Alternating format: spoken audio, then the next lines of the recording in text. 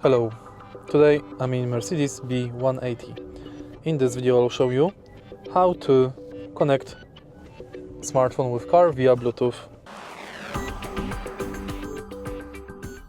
In the beginning take a look at the screen display and next go to telephone.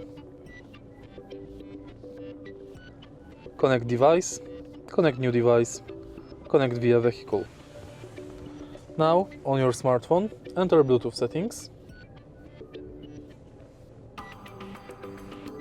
And now wait. Select your smartphone from the list. Connect as new main phone or as Bluetooth audio device. Confirm on smartphone. And it's done. If you find this video helpful, please leave like, comment and subscribe.